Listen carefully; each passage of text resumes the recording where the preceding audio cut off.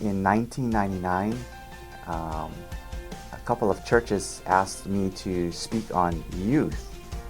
And so when I came here to Las Vegas, trying to find the church, and as I was looking at the landscape, God dropped a vision into me about planning a Hawaii church. And so I thought that'd be a pretty good idea. And I brought that back to Lisa when I returned home, and I shared the vision with her.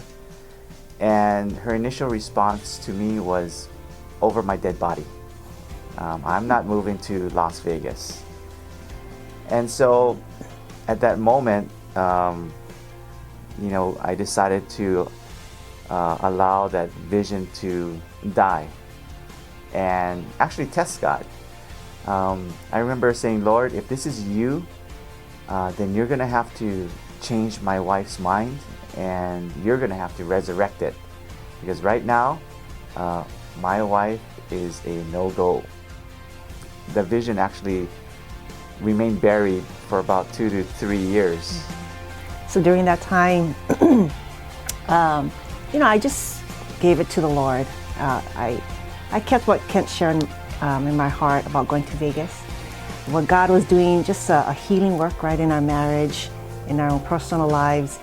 But I remember about 2-3 years into that, the Lord started waking me up in the middle of the night and giving me visions, speaking to me that we need to go to Vegas. And one compelling vision that I had was I saw this catapult with a ball of fire, and it flew this ball of fire all the way across to another place. And I thought the Lord said, that's you. I'm sending you and Kent as this ball of fire to Vegas to bring hope.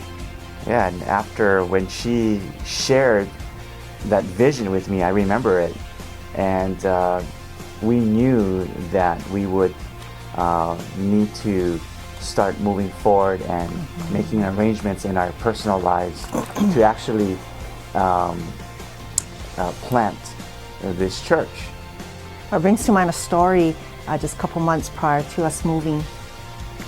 And it was a dark, stormy night, and there was thunder and lightning, and I couldn't sleep. And as I was laying in bed, I heard this loud noise under our garage area, our basement area.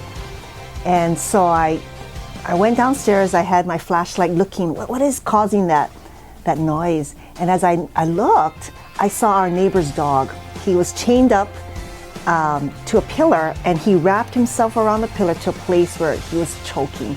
And he was crying, and I think he was making all that noise with the chains and all that, feeling so trapped. And so I saw that, I shined the light on him, and his eyes looked so scared, and he was so sad.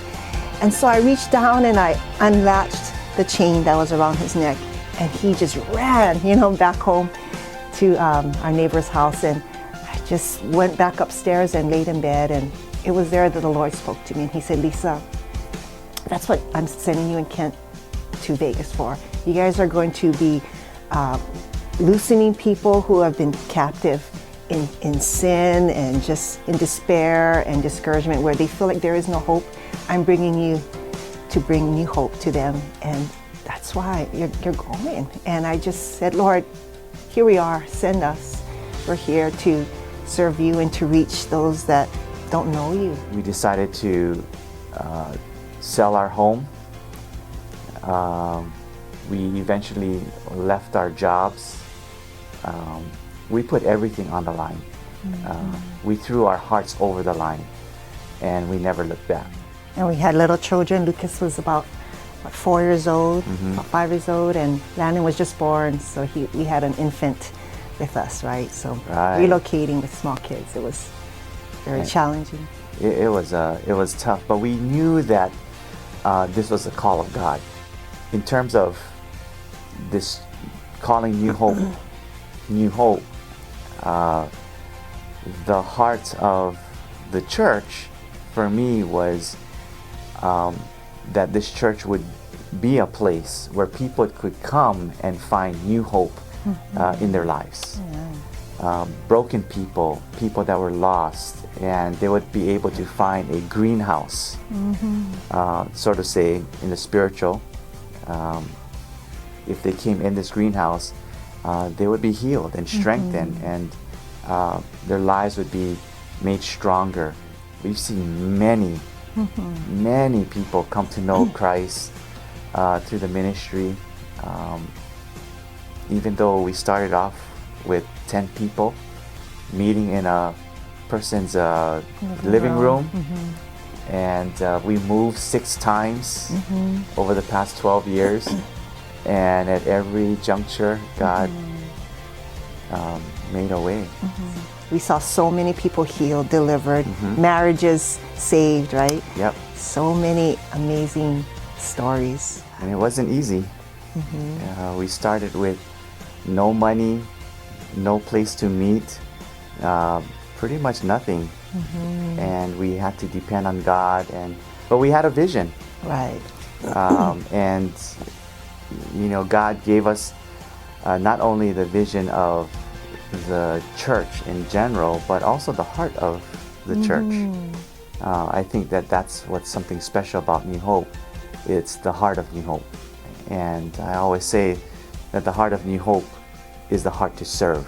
We've always cultivated that spirit and that heart in everyone, to be a servant and to do church as a team, or we call it DCAT, that together we're stronger, and not one person can do it all, but when we pool our resources and when we pull our talents together and when we do it with a good heart of serving, God can transform people's lives from the inside out.